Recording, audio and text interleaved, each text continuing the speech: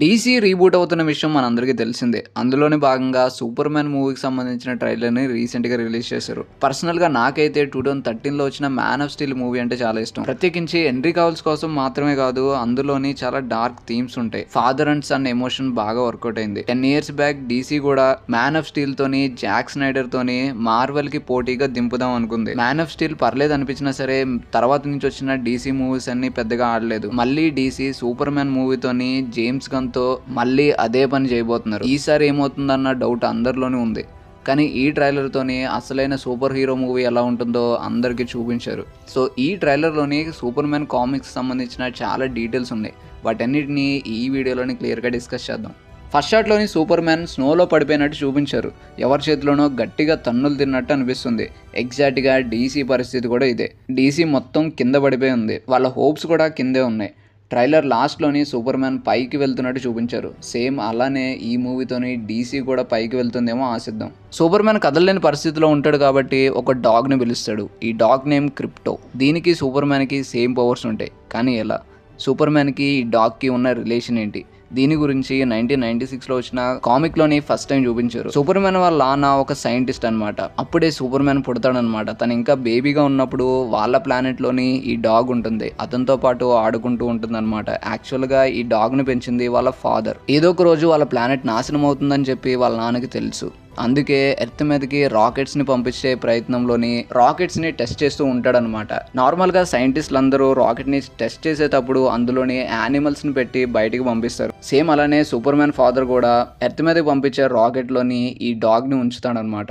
కానీ అతను సెట్ చేసిన రాకెట్ ఎర్త్ మీదకి వెళ్ళదు. వేరే డైవర్షన్ తీసుకొని ఎర్త్ మీద రావడానికి డిలే అవుతుంది. తర్వాత వాళ్ళ నాన్న అనుకున్నట్టుగానే వాళ్ళ ప్లానెట్ నాశనం అవుతుంది. సూపర్ మ్యాన్ని సక్సెస్ఫుల్గా ఒక రాకెట్లో పెట్టి ఎర్త్కి పంపించేస్తారు. ఎర్త్ మీద సూపర్ మ్యాన్ పెరిగి పెద్దోడైన తర్వాత తను సూపర్ మ్యాన్గా ఎర్త్ మీద ఒక మంచి ఇమేజ్ వచ్చిన తర్వాత ఈ డాగ్ మళ్ళీ అతనికి కనిపిస్తుంది అనమాట. ఇన్నేళ్ళు అది స్పేస్ లోనే ఉంటుంది కాబట్టి దానికి కూడా సూపర్ మ్యాన్ పవర్స్ వస్తాయి. ఇది కూడా సూపర్ మ్యాన్ లాగా ఎగరగలదు, స్పీడ్ గా వెళ్ళగలదు, కంట్లోంచి లేజర్ బీమ్స్ కూడా వస్తాయి. నార్మల్ గా ఒక డాగ్ ని పెంచడానికి చాలా మంది కష్టపడుతూ ఉంటారు. అలాంటిది ఒక సూపర్ డాగ్ ని పెంచడానికి సూపర్ మ్యాన్ కూడా చాలా కష్టపడతాడు. ఎలా అయితేనేం వీళ్ళిద్దరి మధ్యలో ఒక బాండింగ్ ఉంటుంది. సూపర్ మ్యాన్ విజిలేస్తే తన యూనివర్స్ లో ఎక్కడున్నా సరే ఆ డాగ్ కి వినిపిస్తుంది.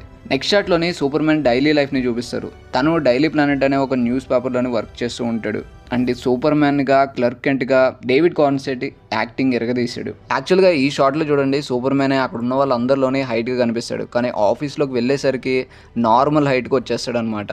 సూపర్ మ్యాన్కి ఎలాంటి మాస్క్ ఉండదు కాబట్టి రెండు క్యారెక్టర్లు చూసినా సరే బయట వాళ్ళు గుర్తుపట్టకుండా ఇలాంటి చిన్న చిన్న డిఫరెన్సెస్ని క్లర్క్ ఫాలో అవుతూ ఉంటాడు. అండ్ ఈ ఆఫీస్లోనే తన గర్ల్ ఫ్రెండ్ అయిన లాయిస్ లేన్ కూడా ఉంటుంది.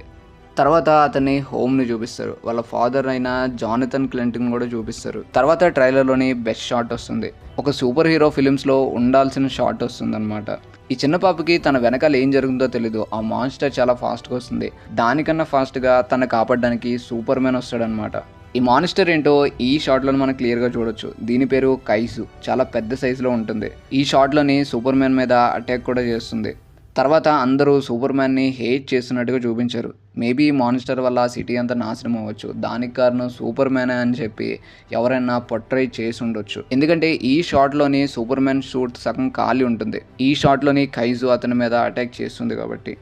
నెక్స్ట్ ఈ మూవీలో ఉన్న విలన్స్ని చూపిస్తారు. ఫస్ట్ లెక్స్ లూథర్ని చూపిస్తారు. ఇతను ఒక సైంటిస్ట్ అనమాట. ఈ ట్రైలర్లో చూపించిన లూథర్ స్కోప్ అనే కంపెనీ కూడా ఇతనిదే. సూపర్ మ్యాన్ అంటే అస్సలు పడదు.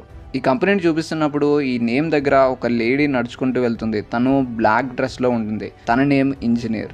తను సూపర్ మ్యాన్ కామిక్స్లోని అథారిటీ అనే గ్రూప్కి చెందిందనమాట. ఈ గ్రూప్ ఎర్త్ని ప్రొటెక్ట్ చేయడానికి పని చేస్తూ ఉంటుంది. యాక్చువల్గా ఈ గ్రూప్లోని అందరూ హీరోసే ఉంటారు. బట్ ఈ ట్రైలర్లో చూస్తుంటే మేబీ ఇంజనీర్ లెక్స్ లూథర్ దగ్గర పని చేస్తున్నట్టుగా అనిపిస్తుంది. తన బాడీలోని బ్లడ్కి బదులుగా నానో లిక్విడ్ టెక్నాలజీ ఉంటుంది. దానివల్ల తను ఎలాంటి ఎలక్ట్రిక్ మిషన్ అయినా సరే కంట్రోల్ చేయగలుగుతుంది.